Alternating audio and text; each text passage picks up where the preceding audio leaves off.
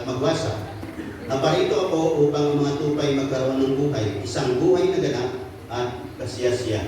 Ang binabanggit po niya na pumunta para magwasak, magnakaw, sumira at pumatay, ay walang iba kundi si Satanas. At of course, ang kanyang mga kampon. Pero sabi niya, pwede pumunta ako rito para bigyan kayo ng isang masaganang buhay, isang magandang buhay. Amen po ba? Ang kaaway ay naglalaan siya ng mga pangit sa ating buhay. Pero alam niyo mga kapatid, ang kaaway kasi sa simula maganda, tulad ng lagi kong binabanggit sa inyo. Pag wala ka sa Panginoon, parang ang ganda ng takbo ng buhay mo. Pero habang lumalaro naman, kumapangit, no? Nagkakaroon ng mga problema, nagkakaroon ng mga kaguluhan.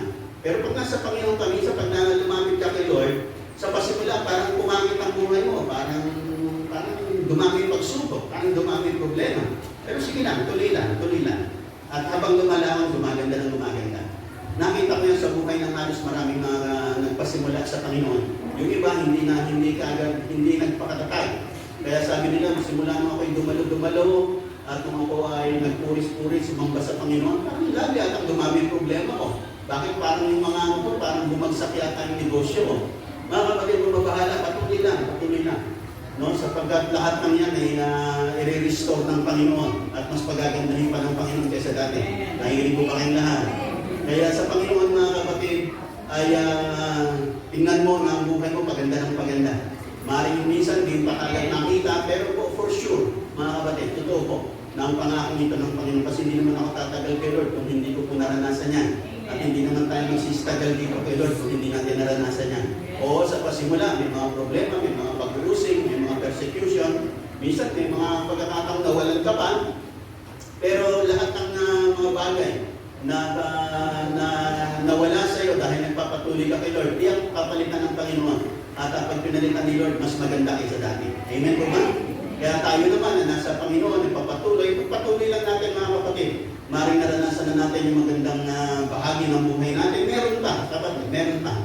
Maring ikaw naman, nangangarap ka pa rin, hindi pa naabot yung mga pangarap ng buhay mo. Sige lang, pagpatuloy mo na. Mangarap ka, manalig ka, panghawakan mo si Lord. At makikita ko magkakaroon ng katuparan ang mga pangarap na yan na makapagbibigay tuwa at kasiyahan sa puso mo at kalwalatian sa pangalan ng ating Panginoon. Kaya nga mga kapatid, sabi ng Panginoon sa English version, I have come that you might have life and have it more abundantly. Sabi, a life to the fullest. Sabi ng ibang salin na yung buhay na gusto ng Panginoon ay talagang fullest. Kumbaga, to the extent na talagang gusto ni Lord ay i-bless tayo sa lahat ng larangan ng ating mga buhay. Kaya po yung abundant life ay gusto ng Diyos na maranasan natin. Hindi lang naman tayo sumagana sa buhay nito, kundi ang buhay po natin ay maging makabuluhan, maging maging meaningful, maging purposeful, may layunin, maging wonderful, powerful ang buhay nating lahat. Sapagat ito naman ang gusto ng Panginoon para sa bawat isa sa atin. Kaya nung nakaraan, inalakay natin what is abundant life. Kasi dapat na sa abundant life, dapat makita natin yung pundasyon ng isang masaganang buhay. Kasi pag nagkamali tayo ng pundasyon, nagkamali tayo ng hakbang kung saan tayo magsisimula, doon tayo magkakaroon ng hindi maganda sa mga darating na araw. Kaya nga mga kapatid, tulad ng lagi natin binabanggit, ang abundant life is first of all, spiritual abundance. Ang isang abundant life, lagi nagpapasimula kay Lord. Amen po ba? Amen po ba? Na ang pundasyon ng buhay na masagana, si Lord, si Jesus. Pag wala kay Lord, wala kapatid. No? At naalala ko rin ang buhay ko bago nakakilala sa Panginoon na akala ko noon, mabait na ako, relihiyoso ko, pero ang buhay ko noon, sabi nga ng mga kaklase ko, ikaw naman, kaya ka naging pastor, talagang mabait ka na. Kasi hindi mo nila ako nakikita nagbibisyo, hindi nila ako nakikita bumabarkada. Pero nung ako ay nag-aasawa, doon ako nagsimulang bumarkada.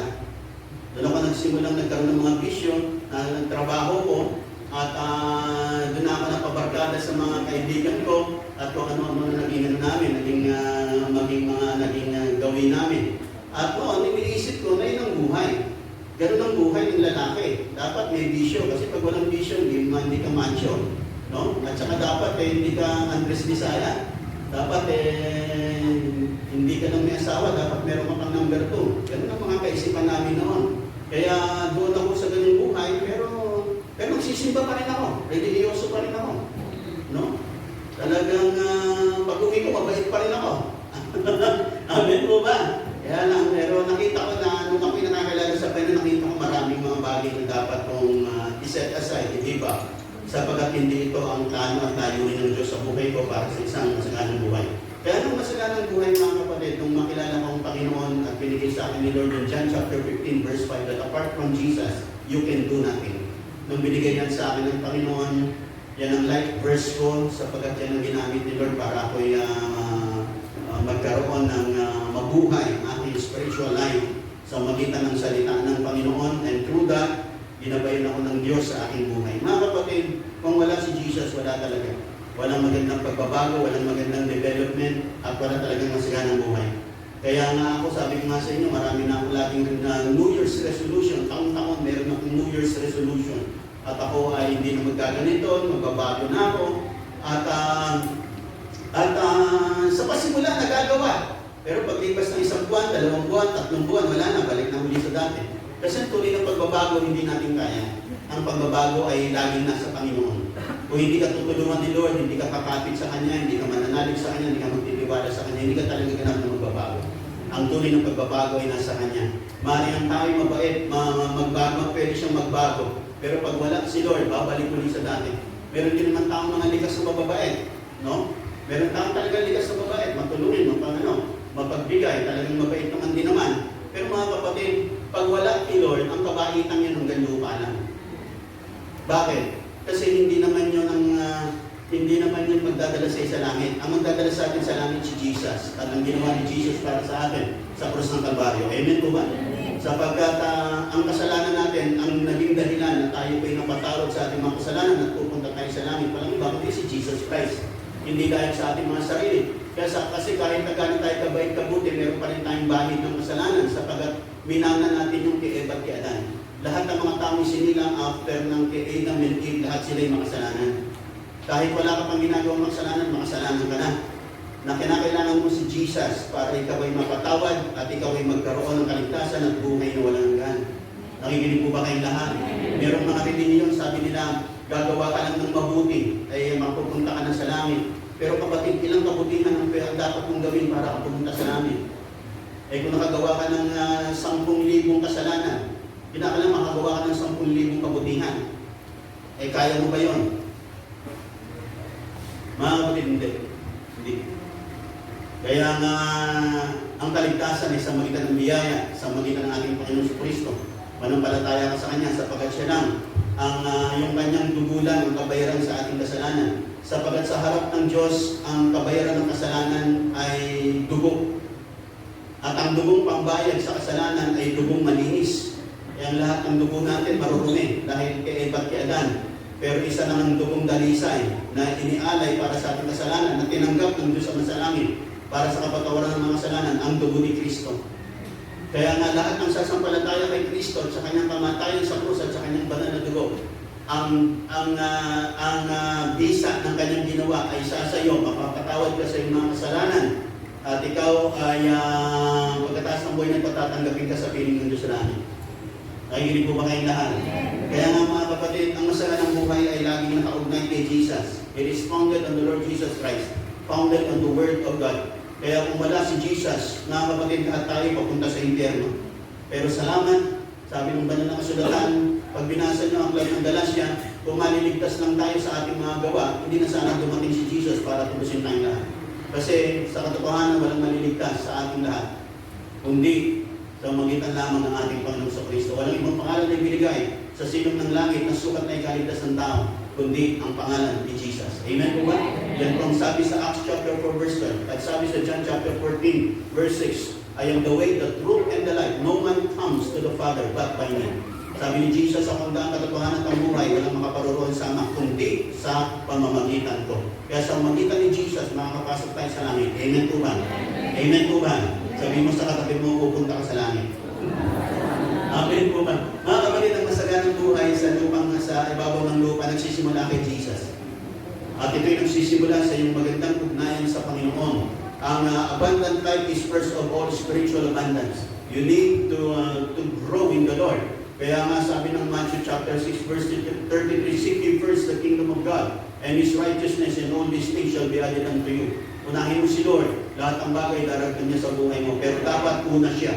Yung iba nagkakamali, iba ang inuuna nila bago si Lord.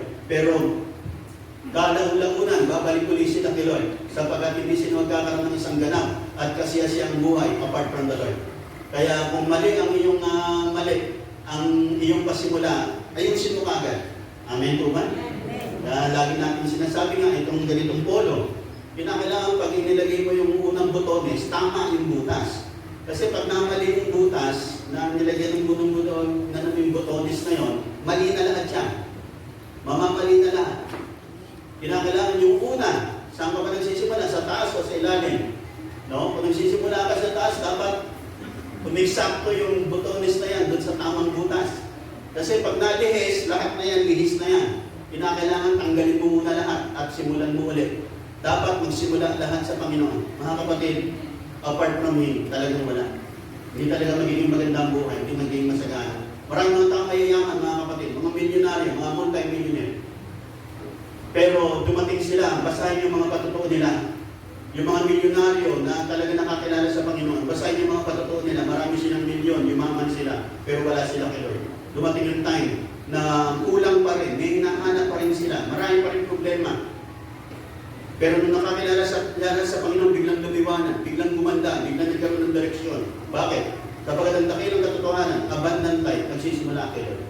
Kaya the moment that you receive the Lord Jesus ng tunay sa iyong puso at kalooban, nagsimula na si Lord sa paggabay sa iyo para sa isang abundant life, para sa isang masaganang buhay, para sa isang masayang buhay, para sa isang makabuluhang buhay. Nagsimula na ang Panginoon sa buhay mo. Amen po ba? Pero nagpasimula pa lang siya, dapat ipagpatuloy mo pa. No? Katulad natin, ako po ay nakakilala ng taong 1983. No? At ako po ay 38 years na sa Panginoon sa taong ito. At patuloy pa rin, mga kapatid, patuloy pa rin. Sapagkat pag lumayo ka sa Kanya, makikita mo, hindi na masaya ang buhay. Maaaring masaya ka panlabas, pero pagka tinignan mo ang katotohanan ng buhay mo, ay hindi ganap na masaya. Sapagkat ang mga material na bagay, ang mga pera, nakakapagpasaya yan, sandali lang. May panahon lang yan. Sapagkat darating yung time, hindi ka na rin magiging ganap na masaya. Tingnan mo nga ikaw. Nung ikaw ay bata pa, gusto mo magka-bisikleta. Nung umidad ka na, ayaw na ng bisikleta, gusto mo ng motorsiklo. Nung ikaw pa ay lumaon pa, ayaw na ng motorsiklo, gusto mo na kotse. Nung ikaw ay lumaon pa, gusto mo na mas maganda pang sasakyan. Kasi ang tao walang kasiyahan. No? Walang kasiyahan apart from the Lord. Laging walang kasiyahan. No?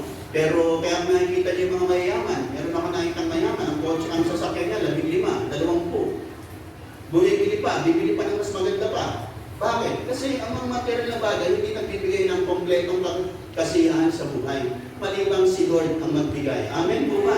Kaya nga kay Lord, kompleto tayo. Pag na kay Lord ka, kahit wala ka masyadong material na bagay, you are complete in Him. Masaya ka. Amen po ba? Nakikinig ko ba kayo lahat? Hindi na niyo yung iba. Nagpapakasaya. Pupunta sa mga iba't ibang mga lugar. Nagpapakalango sa alak. Kung ano ginagawa nila para sumaya sila. Pagkatapos nila, malungkot na naman. Pero tayo mga kapatid, hindi na tayo pupunta sa mga lugar na gano'n. Bakit? Kahit wala yun, masaya pa rin tayo. Amen po ba? Kasi ang tagalakan natin si Lord. Amen po ba? Ang tagalakan natin, yung lumalakad tayo sa kalooban ng Diyos, masaya yun sa puso't kalooban. Hindi na natin kinakailangan ng mga ganong klase mga gawain na hindi nakakalugod sa Diyos. Yung iba, naghahanap ng kaligayahan sa anak, naghahanap ng kaligayahan sa droga. Pero pagkatapos ng mga tama na yun, malulungkot na naman sila. Masasakit na naman ang ulo nila. Mga kapatid, kasi hinanap nila sa mali. Dapat itama po natin. Amen po ba? Na ang buhay, mga kapatid, na masagana ay walang iba kundi yung buhay na nakaugnay sa Panginoon. Kaya nga sabi ng banal na kasulatan, to those who receive Him, to those who believe in His name, He gave them power to become the children of God. Kaya nga tayong lahat, kinakailangan natin kumilala kay Lord. At kung ikaw'y kumilala kay Lord, you need to continue with the Lord. Kinakailangan kong patuloy sa Panginoon. Kahit na nakakilala ka na 5 taon, 10 taon, tapos tumayo ka sa Panginoon, makikita mo, magiging miserable ulit ang buhay mo. Nakikinig ko ba kayo lahat? Tingnan niyo yung patotoo ni Brother Andrew. No? Lumayo siya kay Lord. Hanggang nagkasakit-sakit siya. No? Although nandun pa rin sa puso niya, nakikinukumbig pa rin siya ni Lord, kaya lang na nadala siya ng maraming mga circumstansya ng buhay niya. Kaya nung nagkasakit siya nitong bandang huli, doon siya talaga lumapit ng totoo sa Panginoon. At salamat, nakabalik sa Panginoon. Pero isa siya sa mga nagpasimula nitong church na to, isa siya sa mga kasama. Pero dumating yung time, napalayo siya. Pero sa kanyang paglayo, makikita mo na you will regret it. No? Pagsisisihan mo na lumayo ka kay Lord, sapagkat hindi magiging ganap ang buhay mo apart from Him. Ang tunay na ganap na buhay, kasiyasiyang buhay, nasa Kanya. Amen po ba? Na kahit na hindi tayo magsobrang yumaman, pag na kay Lord tayo, parang laging kompleto ang buhay natin. No, laging nandyan lagi na may contentment tayo, may satisfaction tayo. Kasi si Lord yun, mga kapatid. Amen po ba? Amen po ba? May isa ba sinasabi, yumaman lang ako, ay magiging masaya na ako. Pag yumaman ka, wala si Lord, hindi kayo masaya. Hindi ka masaya. Ang tunay na kagalakan ng buwan natin. Kaya nga dapat na pahalagahan natin si Lord. Bigyan natin ng panahon si Lord. Bigyan natin ng highest priority si Lord sa buhay na ito. Amen po ba? Sapagkat hindi mo matatamasa ang talagang ganap na buhay apart from the Lord. Kaya nga patuloy tayo sa Panginoon. We need to continue to grow in the grace, in the knowledge, and in the knowledge of our Lord and Savior Jesus Christ. At sa araw-araw ng buhay natin, sa ating pagdulog sa Panginoon, Lord, punuhin niyo po, Panginoon. At yan din ang dalangin namin mag-asawa sa araw-araw.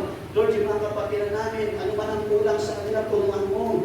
Kulang ba ng pagmamahal? Kulang ba ng pansin? Panginoon, yakapin mo. Panginoon, kulang mo ang buhay. Kulang ba ng pinansyal? Panginoon, puluhin mo sila, Panginoon. Abutin niyo po sila. Amen po ba? Sa araw-araw, yan ang aming dalangin. Pero mga kapatid, lahat ang mga abundance na natin ay lagi nito simula sa spiritual. No? Pag pinuno tayo ng love ng Panginoon, pinuno tayo ng pabor ng Diyos, pinuno tayo ng biyaya ng Diyos, mga kapatid, yan ang pinakamahalaga sa lahat. Ay, dinig ko ba kayong lahat? Kaya nga sa araw-araw, mga kapatid, ang talagang kailangan natin is the presence of God. Nandito na sa atin si Lord, pero sabi ko, Panginoon, dalangin ko na hindi lang namin pananampalatayaan na narito ka. Padama mo sa amin, Panginoon. Paranas mo sa amin, matikpan namin, Panginoon, na hindi lang sapat na Panginoon, kasama ka namin, naniniwala kami, Panginoon, yung gusto namin, yung maranasan namin, magdama namin, Panginoon, na talagang kasama ka namin. Amen po ba? Alam niyo po, I've been through many trials din ng buhay. I've been through many times na walang-wala rin po. Bilang pastor, wala rin. Talagang kulang na kulang. Pero Panginoon, pag naranasan mo yung presensya ng Diyos, mabibig mo parang kompleto. Natabunan niya lahat ng mga kakulangan sa buhay mo. Natabunan niya lahat ng kalungkutan sa buhay mo. Amen po ba? Na minsan naghahanap ka, walang man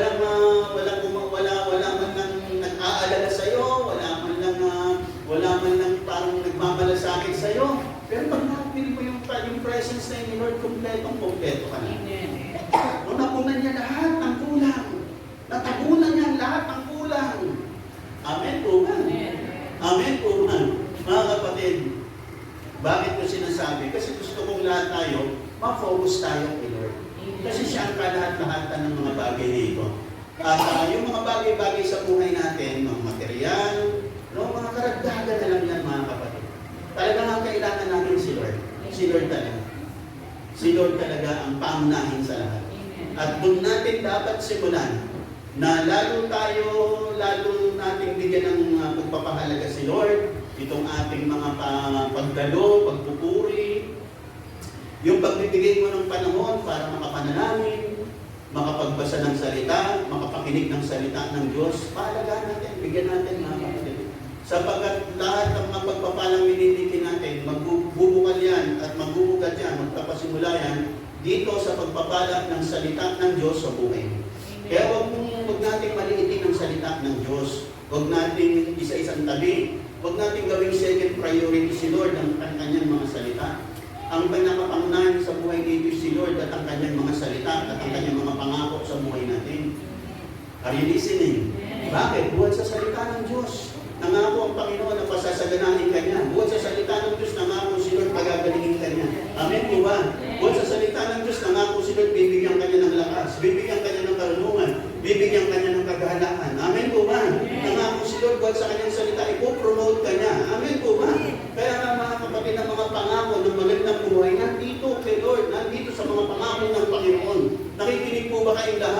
Although hindi naman sa isang iglap, nangyayari kagad. Pero mga kapatid, lahat ng nangawakan, nadiwala, nanalig dito sa mga pangako ng Diyos, nakarating mga kapatid. Nakarating, nangyari, nagkatotoo. At talaga naman ang buhay nila ay pinagpala ng Diyos at naranasan nila. Ang buhay na sinasabi ng Panginoon, ang abundant life that I have prepared for you, sabi ng Panginoon, naranasan po nila. Sabi ng Panginoon, hindi ko naranasan. Mga kapatid, yung mga nagsasabing hindi ko naranasan, yung mga hindi nagpatuloy. Yung mga nagsawa ng hinawa, hindi nakapaniwala, hindi nakapagtiyaga, hindi talaga mga kapatid. Kaya pero yung mga nagpatuloy, yung mga naniwala, yung mga talagang lumakad dito sa hawakan dito sa mga pangako ng Diyos, talagang naranasan nila. Nakikinig po ba kayong lahat? Nakikinig, magsabi ng amin. Kaya mga kapatid, the abundant life that we are hoping and praying for ay laging kay Lord talaga. Sa Kanya lagi nagmumula at walang iba. Sa Kanya lang. At pag nasa Kanya ka na, lahat ng mga bagay na kinakailangan mo, dadagdag na ng Panginoon. Nakikinig pa po ba kayo lahat? Kaya lahat ng mga bagay na kailangan mo, kagalingan, pag-ibig, kapayapaan, kapahingahan ng buhay, nasa Kanya lahat. Nasa Kanya lahat. Kaya pag nasa Kanya ka, nasa iyo lahat. Amen po ba? At yung mga bagay-bagay na will come into manifestation hanggang nananatili ka sa Kanya, nagmamanifest. Nakikinig po ba kayong lahat? Are you listening? Yung nakikinig, magsabi ng amen. Kaya nasa kalaundangunan mga kapatid, si Lord talaga. Wala na tayong ibang limitin sa buhay dito kundi ang Panginoon. At huwag tayong mag-mislead na after that we have received the blessings that God intended for us to have. Yung iba kasi pagka-blessed na, medyo unti-unti na silang lumilitad sa Panginoon. Huwag kapatid. Pagpatuloy ka sa Panginoon, pinagpapala ka ba? Dapat lagi kang narito. Pag-bless ka. Pag malaki na negosyo mo, multi-millionaire ka na. Dapat hindi ka liliban. Dapat nandito ka lagi para magpasalamat sa Kanya. Panginoon, salamat po. Nung walang-wala ako, nandito ako para lagi nang bumiling sa iyo, ng gabay, patnubay, lakas, karunungan. Ngayon, Panginoon, pinagpala na ako. Nandito ako, Panginoon, para lagi magpasalamat sa iyo. Minsan kasi yun ang nakakalimutan ng marami. Kapag blessed na, pinagpala na, nakakalimutan na. Hindi mo na makita. Pasensya na po, Bishop. Busy sa negosyo, maraming kliyente, maraming customer, maraming business deals. Mga kapatid, wag. Si Lord pa rin ang pangunahin. Nakikinig po ba kayo daan? Bakit? Si Lord ang nagbigay niyan eh. Si Lord ang nag-connect sa iyo. Siya nagbigay sa iyo ng karunungan. Siya nagbigay sa iyo ng anointing. Siya nag-connect sa iyo sa mga taong yan. Siya ang tumulong sa iyo para mapagtagumpayan mo yung bawat bahagdan ng buhay mo, bawat level ng buhay mo. Kaya huwag mo siya nakikilimutan. Amin po ba? Nakikinig po ba kayo lahat? Di ba yung 10 ketong na pinagaling ng Panginoon sa Luke? Sa book of Luke, kung di ako nagkakamali, chapter 17, pinagaling ng Panginoon yung 10. Sabi ng Panginoon, sige, umayo kayo, pakita kayo sa mga sacerdote para i-confirm nila na magaling na kayo. Nung naglalakad sila, papunta sa templo, bigla nakita nila, nagsigaling sila yung mga ketong nila. Tapos yung isa bumalik sa Panginoon, nagpuri, nagpasalamat sa Panginoon. Kaya sabi ng Panginoon, di ba 10 to? Bakit isa ang bumalik? Nasaan yung siyam? Mga kapatid, hinahanap ka ni Lord. Amen po ba? Naghahanap si Lord. Kasi si Lord, natutuwa siya sa mga taong mapagpasalamat. Sa mga taong hindi nakakalimot. Despite the fact na magaling na, pinagpala na, malakas na, pakikinig pa po ba kayong lahat? Kaya nga mga kapatid, patuloy lang. Amen po ba? Laging mayroong pagpapasalamat sa Panginoon. Make the Lord the highest priority of your life. Bigyan mo siya ng pagpapahalaga. Sa mga panahon ikay walang-wala, nakapapit ka sa Kanya. Sa mga panahon ikaw naman umulad na, sa Kanya ka pa rin pumapit. Sapagkat hindi naman yun ang ultimate ng buhay.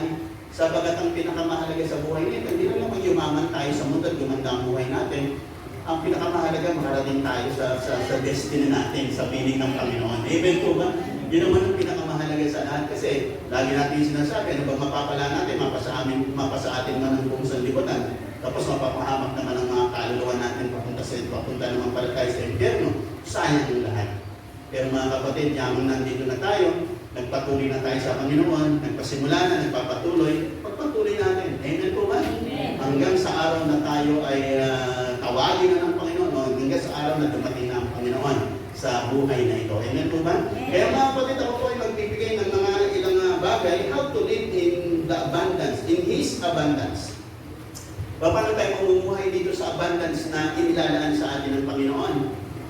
Okay, paano natin mararanasan ito? Una sa lahat mga kapatid, you need to believe Jesus Christ. Sapagkat siya nagsabi sa John 10:10, I have come that you might have life and have it more abundantly. Maniwala ka.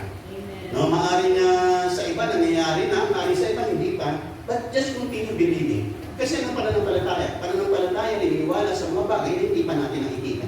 Pag nakita mo na isang bagay, you do not need to believe, sapagkat nandyan na. Pero habang hindi mo pa nakikita, you need to believe. Pag nakita mo na, tapos na ang pananampalataya, kasi nakita mo na, ito na. Amen po ba?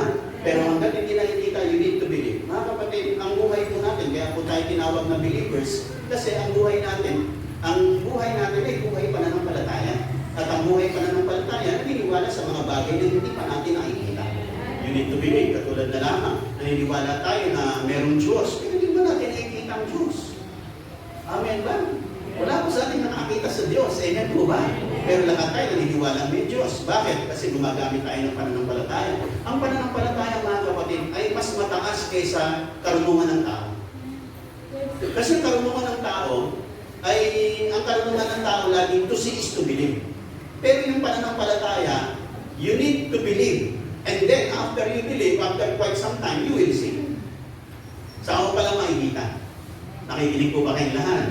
Mga kapatid, maging mga ating pinatatayuan, ito yung bunga ng pananampalataya. Noon, naniniwala tayo, Panginoon, salamat po sa lumang bigay niyo sa amin. Salamat po sa bahay sambahan. Salamat sa air condition ng aming sambahan. Salamat po sa tiles. Salamat sa kisame. Lahat, puro pananampalataya. Hindi alam paano mangyayari. Hindi alam paano magsisimula. Hindi alam saan sinong gagamitin. Hindi alam paano gagawin. Pero isang bagay na, may pananampalataya. Amen po. Kaya mga kapatid, just continue believing. Maaari kayo nanampalataya na, nangyari na, then nanampalataya ka pa ulit. Amen po ba? Sapagat narito ko pa, hindi pa tapos ang buhay. Amen po ba? Ngayon kung tapos na, di uuwi na tayo sa Panginoon. Pero hanggang narito pa, hindi pa natatapos ang pananampalataya. Naniniwala pa tayo. Amen po ba? Pero pagdating ng panahon, sabi nga, faith, hope, and love, but the greatest of these is love. No? Tatlo po yung pinakamatindi na yan. Pananampalataya, pag-asa, pananampalataya, at saka pag-ibig. At ang pinakamatindi sa lahat yan, pinaka-greatest is love. Kasi ang pananampalataya at pag-asa, pagdating natin sa piling ng Diyos, tapos na lahat yan. Tapos na yung dalawa na yan. Hindi na tayo mananampalataya, hindi na tayo aasa, nandun na tayo. Pero yung pagmamahal, patuloy. Amen po ba? Kaya ang pagmamahal, patuloy yung mga kapatid. Nakikinig pa po ba ngayon lahat? Kaya nga mga kapatid, sa buhay na ito, in the year of abundance, na sa ating iglesia, sapagat itong kapahayagan na binigay ni Lord para sa ating iglesia, it will be the year of His abundance sa ating mga buhay. Mga kapatid, it's all because of Him, and it's all founded on the Lord Jesus Christ and on what He has done for us at the cross of Calvary. Mga kapatid, tinubos tayo ni Lord, namatay siya sa krus, hindi lang po tayo tinubos sa ating mga kasalanan, namatay siya sa krus, mga kapatid, para tubusin tayo sa mga sumpa ng buhay. Alam niyo po ba, ang lahat ng mga tao ay nasa ilalim ng sumpa. Pero ang lahat ng sumampalataya sa Panginoon ay kinuha na at tinubos na ng Panginoon, kaya hindi ka na sinumpa, ikaw ay pinagpala na. Amen po ba? Sabihin mo sa katabi mo, pinagpala ka na. Pinagpala ka para maranasan mo isang masaganang buhay. Isang buhay na may kapahingahan. Isang buhay na may kapayapaan. Amen po ba? Isang buhay na may katagumpayan. Amen po ba? Ito ang buhay na nais ng Panginoon para sa buhay ng bawat isa sa atin. That's why you need to believe. Kahit na hindi mo pa nakikita, Lord, salamat sa pinagpalang buhay, sa isang masaganang buhay na nilalaan niyo po sa akin. Kaya everyday, pag ikaw ay bumangon, Panginoon, salamat, pinagpala ako sa araw na ito. Nakikinig po ba kayong lahat? Kahit wala ka pang nakikita, wala ka pang nahihipo, maaaring iba, meron nang nakita, meron na silang nahihipo, meron na silang mga pagpapala na naranasan. Pero doon sa mga wala pa, just continue believing. Amen po ba? Nakikinig po ba kayong lahat? Doon naman sa mga may nakaranas na, meron pa another level of blessings na ibibigay sa inyong Panginoon. Continue believing for greater things para sa buhay mo. Amen po ba?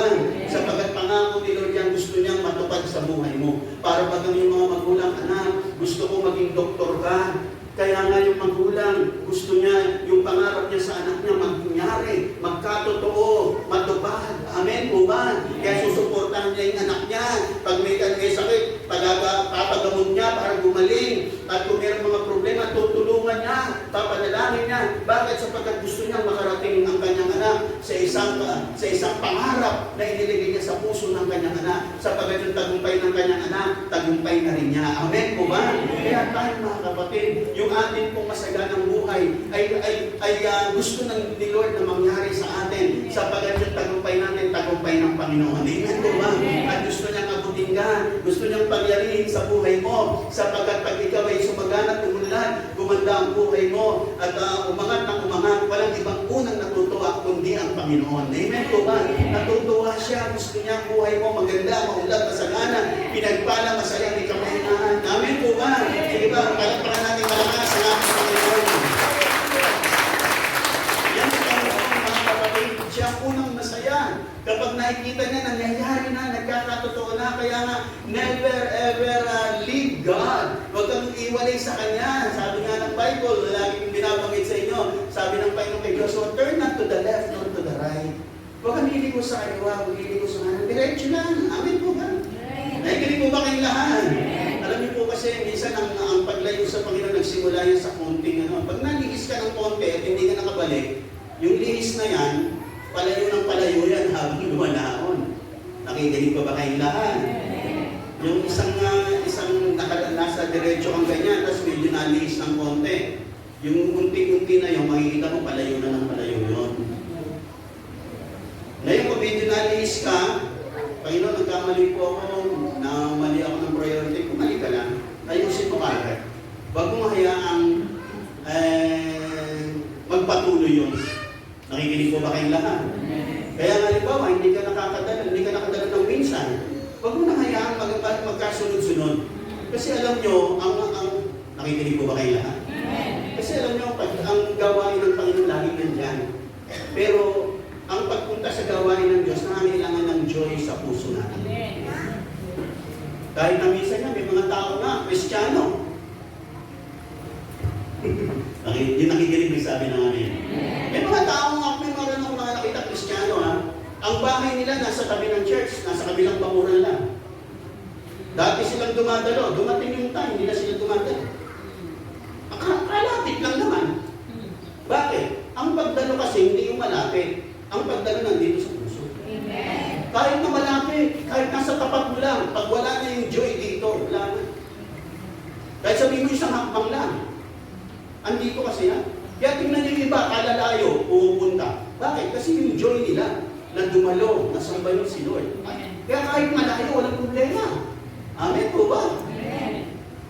Kaya nga mga kapatid, huwag po natin hayaan na mawala yung joy. Ang kaaway, yan ang inaalis sa atin. Kasi ayaw niya, alam niya, pag nag-detach niya tayo kay Lord, ang una namang gagawin niya, i-detach ka niya sa gawain ng Diyos. Bibigyan ka ng kaabalahan, bibigyan ka ng maraming dahilan para hindi ka makadalo. Kaya pag hindi ka na nakakadalo, unti-unti na, makikita mo. Pagdating ng time, maaaring sinasabi ko, lalo nga gumaang buhay, hindi na kumigising ng maaga paglinggo, sarap na ng buhay mo. At wala nang mga commitment. I tell you, that is a big deception of the enemy in your life. Na ikaw ay ilayo niya sa gawain ng Diyos. Kasi alam niya, magkakasunod-sunod na yan. Kasi mula parang gumaang ang buhay mo, pero habang lumalawat ay kita mo laging may kulang sa buhay mo. Laging parang kulang, hindi kumpleto. Dumarating yung time, nagiging magagalitin ka na. Dumarating yung time, nagiging mainitin na ulo mo. Dumarating yung time, habang dumalaon. Ay, hindi po ba kayo lahat? Pero tingnan niyo yung mga dumadalo. Dati mainitin ang ulo. Dati, ganito ang buhay. Pero habang laging dumadalo, makikita niyo, nagkakaroon na ng pasensya, gumaganda na ang buhay, ugali. Nakikinig po ba kayong lahat? Nakikinig po ba kayong lahat?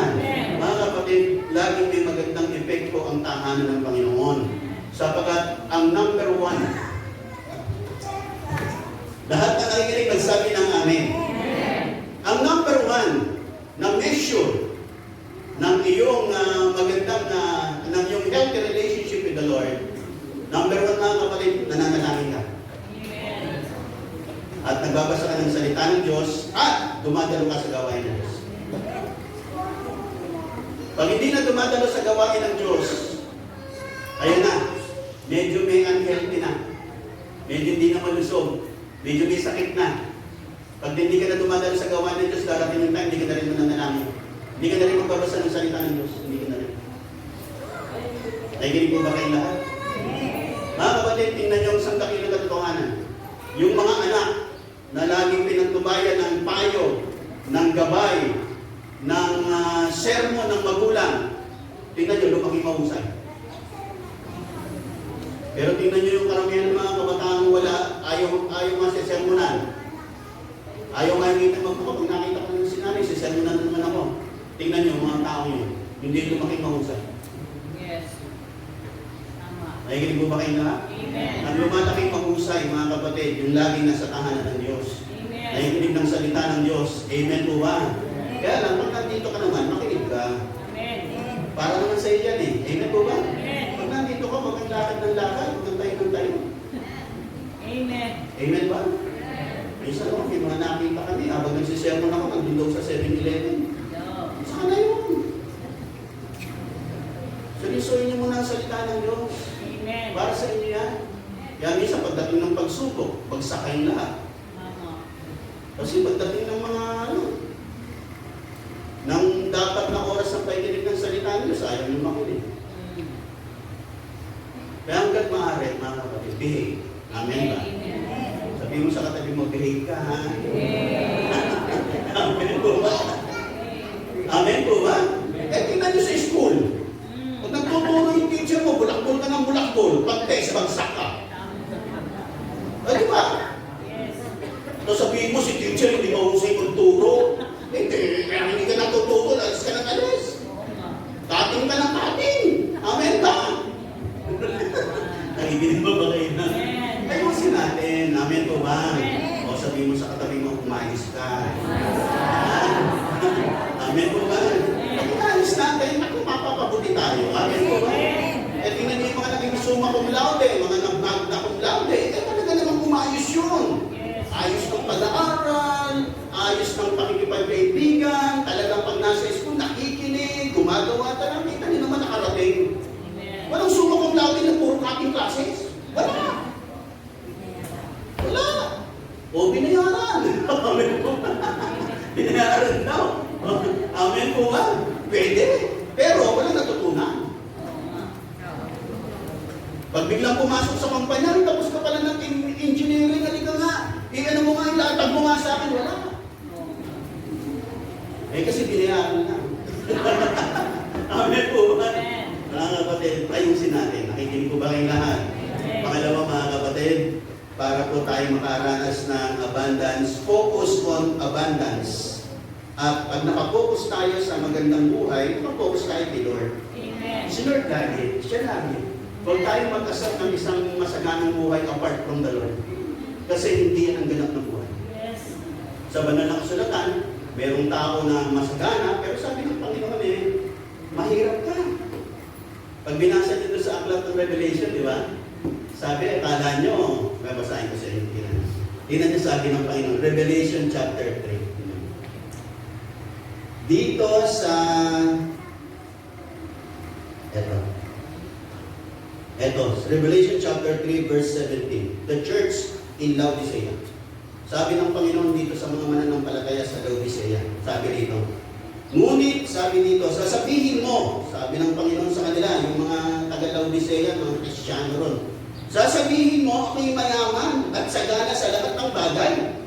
Ngunit, hindi mo nalalamang ikaw ay abang-abang, kahabag-habag, maralita, hubad at bulag.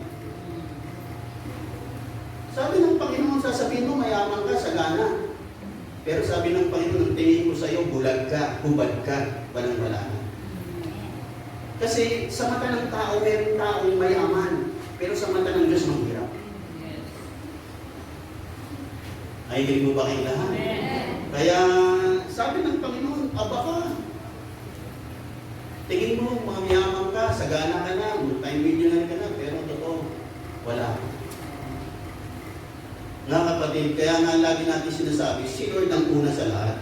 Nakikinig pa ba kayo lahat? Sabi dito dun sa aklat ng yung mayamang hangal sa Luke chapter 12. Yung sabi niya, magpapatayo ka ng maraming kamalig sapagkat napakarami ko ng amin. Ako'y yumaman. Kaya sabi niya rito sa Luke chapter 12 verse 19, at sasabihin ko sa aking sarili, ayan, marami na akong ari-arian, hindi na ako kukulangin habang buhay, kaya't mamamahinga na lang ako, kakain, iinom, at magsasaya. Ngunit sinabi sa kanya ng Diyos, Amal, sa gabing ito'y babawian ka na ng buhay. Kanino mapupunta ang mga bagay na inihanda mo? Ganyan ang sasapitin ng nagtitipon ng kayamanan para sa sarili, ngunit dukha naman sa paningin ng Diyos. Mayaman, pero sabi dukha sa paningin ng Diyos. Kaya nga mga kapatid, nais natin ilagay sa tama ang ating mga pagsagana at pag-unlad. Dapat, as we focus on abundance, we focus on Jesus, sapagkat siya ang source ng lahat ng ito. Nakikinig po ba kayong lahat? Kasi kung yayaman tayo, pagkatapos naman tulad ng binabanggit ko, papunta tayo sa impyerno, sayang lang. Na walang kwentang lang. Sapagkat yung pagdurusa sa kabila, walang hanggan. Dito minsan, nagdusa tayo ng ilang taon. Pero nung makakilala tayo sa Panginoon, nagsimula ng gumawa si Lord ng isang magandang buhay para sa atin. At nagagay niya tayo sa isang magandang buhay. Nakikinig pa po ba tayong lahat? Mga pangatlo mga kapatid, sa ating mga buhay pagsagana, you need to visualize, think, and speak abundance. Dapat makita mo sa Panginoon, uunlad ako. Salamat Panginoon, pinagpala ako. Amen po ba? Amen. You need to speak it out. Pinakalaan yung pinaniniwalaan mo, ay lagay mo sa puso't isipan mo, at saka sabihin mo, ay nasalamat ko, salamat ko. Yung naniniwala, magsabi ng Amen. Sabi ng 2 Corinthians chapter 4 verse 13, I believe, therefore I have spoken. Ako'y naniwala, kaya ako'y nagsasalita. Kung ano yung pinaniniwalaan mo? Sapagkat si Lord, pinangako niya sa atin yan. Pinangako niya na tayo magkakaroon ng isang masaganang buhay. Amen po ba? Namatay ang Panginoon sa krus. Sabi siya'y mahirap, at siya'y mayaman na naging mahirap, namatay siya sa krus. Para sa Diyos sa kanyang kahirapan, ikaw ay sumagana. Kaya mga kapatid, namatay si Lord para hindi po tayo maghirap. Kundi para gumanda ang buhay natin, sumagana ang buhay natin. Nakikinig po ba kayong lahat? And you need to speak it out. Panginoon, salamat sa masaganang buhay. Araw-araw, pag-isip mo, Lord, salamat sa masaganang buhay na galing sa'yo. Naniniwala ako mangyayari. Amen po ba? Nakikinig po ba kayong lahat? At Panginoon, buksan po mga pintuan, mga gabay, mga connection para sa akin. Gagabayan ka ng Panginoon. At titiyakin ni Lord na uunlad ka, sasagana ka. Yung nakikinig pa, magsabi ng Amen. Ganon din mga kapatid, ang isa pa, surround yourself with people of abundant mentality. Dapat magandang mga kasama, of course mga Christians, mga kapatiran, sapagkat they will encourage you para sa buhay na maganda, pinagpala, buhay na nilalaan sa atin ng Panginoon. Kaya nga, pipili-piliin natin. Pag yung mga kasama mo, nilalayo ka kay Lord, nilalayo ka sa pananampalataya sa Panginoon, kapatid, kung hindi mo siya maakay papalapit sa Panginoon, ikaw ang ilalayo niya kay Lord, iwanan mo na.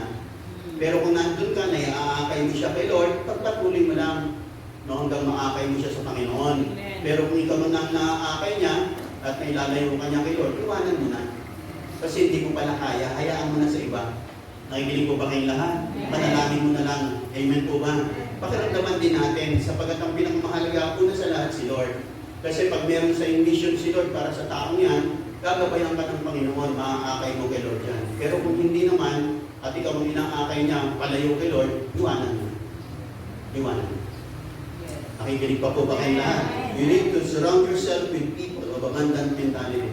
Na yung mga taong naka-geared up sila sa pangako ni Lord, na sila'y uulad sa sagana sa biyaya ng Diyos. At kinakailangan yun ang mga taong kasama natin. Some people na mag-encourage sa atin. Sige, magpatuloy mo yan.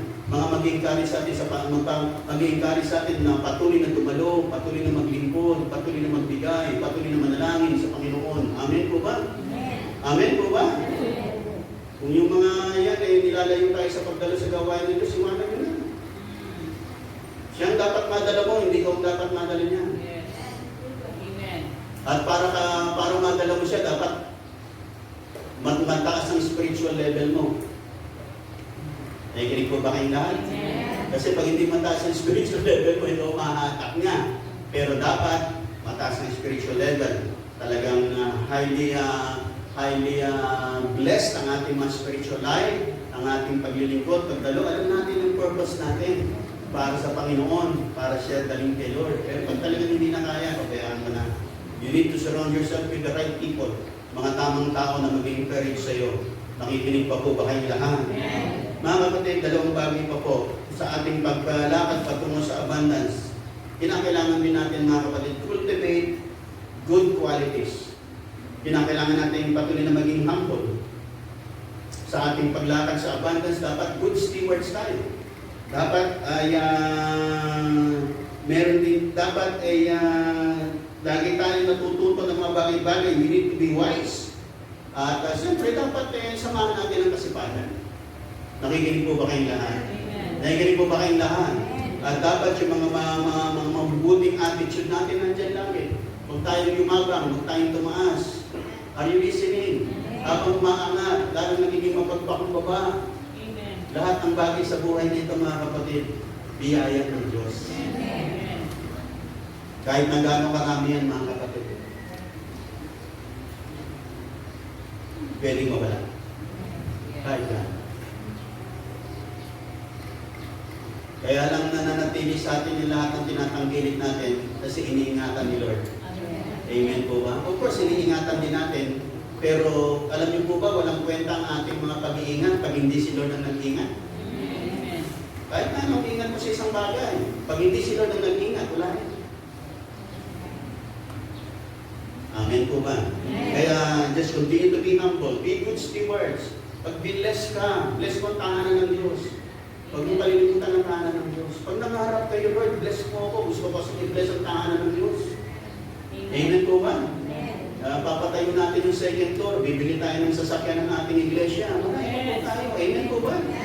At ako po patuloy na nangangarap yung ating youth center. Sabi mo nga, naghahanap ako ng place doon sa ilalim. Sabi nung anak ko, pag natapos na yung second floor, wala nang problema yung youth center mo kasi ibaba pwedeng gamitin. Gusto ko kasi maglagay rito ng billiard table. Gusto ko maglagay ng video ka rito. Gusto ko maglagay rito ng mga ping-pong table. Amen po ba? Pero siyempre, hindi naman gagamitin yung para sa mga ano. Gusto ko kasi mga kabataan, imbis na sa labas, nakatambay, dito na sila tumambay sa church. Amen po ba? Tapos sayain nila yung mga kaibigan nila, nang tayo tumambay sa church namin. Amen ba? Okay lang, dito kayo tumambay. Okay lang, siyempre, mga gagawin naman natin, yung mga pwedeng nagiginuman dito, nagsisigarilyo dito. Yung mga maayos na gawain lang. Amen po ba? Yung magkasiyahan kayo, pero labas yung mga bisyo. Mas maganda kasi rito. Amen po ba? Matagal na yan sa puso ko. Kaya tulungan niyo po ako, mga kapatid. Amen po ba? Lagi ko minimithi yan. Matagal na. Wala pa tong church na to. Wala pa tong lupa na to. Mithiin ko na yan. At unti-unti na. Amen po ba? Kaya sabi nga ng anak ko pa, bumili ka ng bumili tayo ng table tennis para makapaglaro dito. Kaya nilagay din natin yung basketball na yan. At pagdating ng time, magiging whole court na yan. Amen po ba? Nandiyan po ba kayo lahat? Mga kapatid, marami pa tayong gustong gawin sa tahanan ng Diyos. Supportahan namin. Amen po ba? Pag nangarap kayo, sa amin nyo lagi yung gawain ng Diyos. Pag kayo biglang binigyan ni Lord ng nagmana kayo ng 10 milyon, bigay nyo 1 milyon sa gawain ng Diyos. Huwag kayo matakot. Amen po ba? Kaya ka nga pinadala ng 10 milyon para 1 milyon, bigay mo sa gawain ng Diyos. Nakikinig po ba kayo lahat? Tapos maglalagi pa sa akin ng 100,000, huwag kang makiyan. Amen po. Amen po ba? Nakikinig po ba kayo lahat? Minsan pumunta ako sa isang kapatiran, binigyan niya ako ng dati. Minsan, Pastor, gamitin mo kung saan mo gustong gamitin. Nakikinig po ba kayo lahat? Nung binuksan ko, katagal na yun eh. Hindi pa ako bishop nung binigay niya yun. Nung tinignan ko, hindi kasi peso. Pero nung kinumpit ko, 50,000 pesos. Sabi ko, may nag-lapit na sa akin, nagabot sa akin ng lapit ng 50,000. Sa susunod, doble na. Amen po ba? Nandiyan po ba kayong lahat? Pero yung binigay sa akin na yun, yung iba nilagay ko sa ano. Hindi ko pinawala. Nilagay ko sa kawain. Amen po ba? Nakikinig pa po ba kayong lahat? Mga kapatid, focus on abundance, pero habang nakafocus tayo sa abundance, huwag tayo magmalaki, huwag tayo magmataas. oras. Amen po ba? Habang binibless tayo, ay just be a blessing. Just be a blessing. Pagka may mga dumarating na pagpapala, Lord, sino naman ang susunod kong pagpapalaan? Siyempre, of course, pagka may pagpapala, una lagi para kay Lord. Amen. Kaya lang, aside from yung para sa Panginoon, may mga tao pa na gusto ni Lord i-bless mo. Amen. Bless mo sila. Amen po ba? May isang araw nga, papunta kami ng Kabanatuan, nung ako'y nag-PBA, sabi sa akin ni Lord, yung babae yan, bigyan mo ng love gift. Papunta kami ng Kabanatuan, taga-Kabanatuan kasi. Kaya lang, hindi ko naman siya lagi nakakausap pag pupunta ang Kabanatuan. Nung pumunta kami isang araw, bigla kami pinababa. Halika, magkape kayo. Tapos, nung nag-uusap na kami, nung patapos na, naalala ko yung sabi sa akin ni Lord. Kasi hindi ko alam paano ibibigay sa babae yun. Kasi tuwing magkikita kami, hi, hello, hi, gano'n na lang kami. Pero nung araw na yun, biyaya niya kami. Sabi ko, baba kayo, magkape tayo. Tapos nung kwentuhan, tapos pinag-pray ko siya, nung bago kami malis, naalala ko yan sa akin ng Panginoon. Sabi ko, pinagbibigay sa iyo. Hindi naman masyadong malaki. Amen po ba? Amen.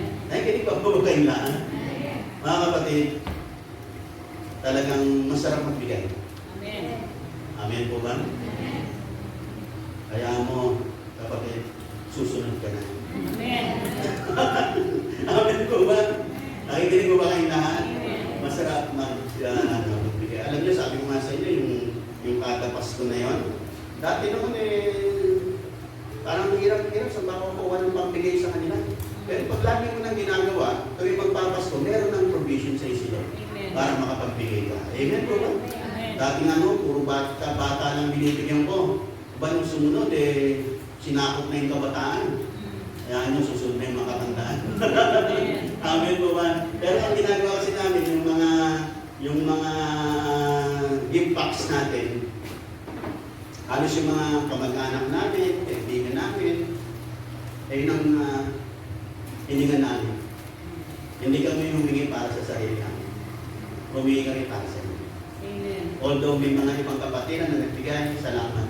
Pero karamihan po, talagang hiningan din namin sa labas. Meron akong kaibigan sa Singapore na nung pumunta kami ni wife, tinreat kami nun sa Singapore, kakonect ako pa rin naman. At sabi ko, meron kaming nagpadala siya ng 7,000, pinasok lahat yun. Tapos meron kaming ibang mga kaibigan, kamag-anak ni wife, hinihingan din namin, nagbigay din. Kaya nakapagbigay tayo. Tapos may mga kapatiran din mga nagbigay, nagdagdag. Salamat po, salamat. Amen po ba? Amen. Kasi halos magkadikit yung anniversary natin at saka yung kala ko nga, hindi na mangyayari makapagbigay tayo ng mga gift packs. Sabi sa akin ng anak ko na si Grace, pa, sabi niya, ang totoo nga, yung gift pack natin ngayon mas mahal kaysa nakaraan. Nung nakaraan, halos 150, 180 lang per pack. Ngayon, 350. Amen. So, susunod, 500 na. Amen. Amen po ba? Amen po ba? Amen. Basta mga kapatid, focus lang tayo sa Panginoon. Amen po ba? Amen. At saka sa ating pagpunta sa abundance, commit to abundance. Paano tayo mag-commit to abundance? Pagpatuloy lang po natin ang ating mga pananalangin, pagdalo, pagbibigay, paglilingkod, pagpatuloy lang natin. Amen. At habang pinagpapatuloy man, nakita may nagmamanifest na yung mga kasaganaan ng Diyos na inilala niya para sa atin. Amen po ba? At higit sa lahat, pag dumating na yung abundance, huwag nilalayo kay Lord. Huwag nang aayaw, huwag nang tatalikod. Amen po ba? Amen. Kasi pag pinagpala ka niya ng isang abundant blessings, meron pang kasunod yan. At hindi lang yan. Amen po ba? Kaya dapat tuloy-tuloy at tuloy-tuloy na.